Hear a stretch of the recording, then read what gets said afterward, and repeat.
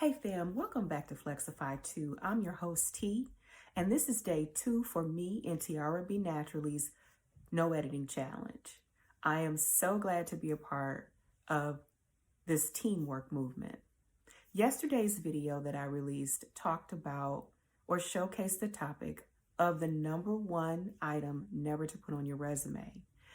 And in that video, I explained placing high school information and dates attended, as well as college information and dates attended, can work against you, especially if it's been more than 2 years for either. However, if it's been less than 2 years that you've graduated college, or you're still in college, or less than 2 years since you graduated high school, it is okay to place that information on the resume, because that is the code or the way that HR deciphers how old you are. Today, I'm going to take it a step further for you, and I want to talk about the job application, the online application, as well as the in-person application, although there aren't very many in-person applications anymore, if we're honest about it. In the online application, the section for education is more generic now. It just says education. You actually select which education you're going to talk about or showcase in that application. And then there's an area that asks for your start date and your end date. When you are completing an online application, do not complete the date areas. They are never required. That's why you don't see an asterisk there.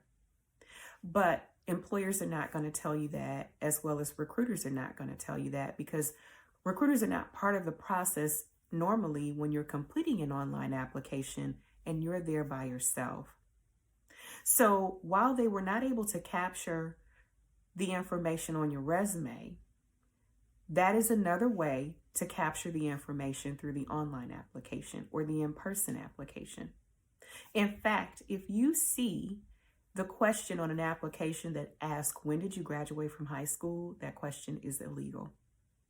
That is a direct question related to ageism. I want you to know that. The other topic I want to talk about that seems to float around because people get nervous about it is, I was only at this employer for 1.5 years, or only worked here for 2 years, and I've had 3 jobs in the past 5-year stint.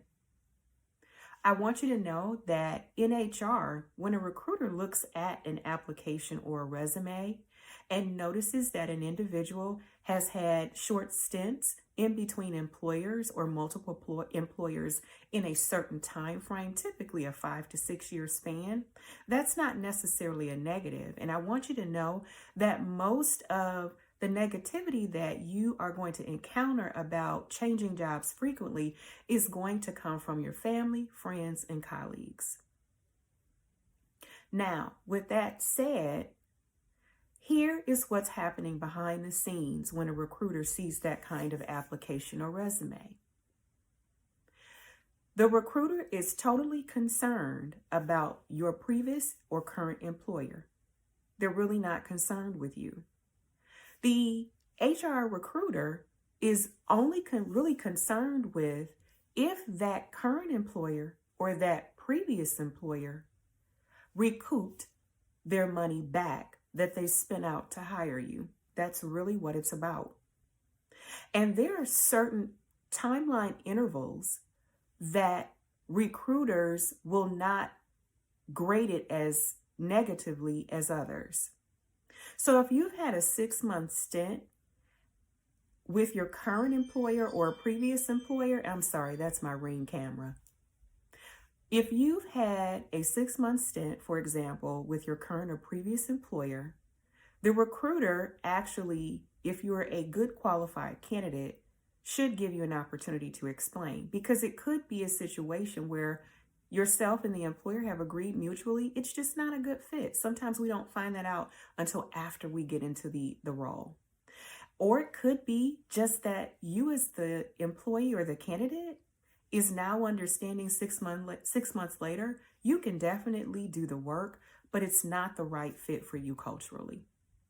Now, if it is on the other side of this spectrum, If it's a situation where the recruiter is looking at, oh, this individual has been here for a year and a half, typically recruiters do not judge it negatively any further if you've had at least a year and a half at the current or previous employer. Because at the 1.5 year mark, that current or previous employer has recouped and gotten their return on investment. It says a couple things to the recruiter. The money spent by the current or previous employer have now been recouped. And 2, you are now a subject matter expert, or at least learned the job thoroughly and are performing it well. And if you hit the 2-year mark, it definitely says you know what you're doing. You've remained at the employer, remained with the employer, working for that employer, and that you know the job and you have the skill set, and that the employer has also received their return on investment. It's really that simple. So when you hear people say, hey, don't jump jobs, it looks like you have instability, it looks like you're indecisive. Sometimes we just find out we're not a culture fit.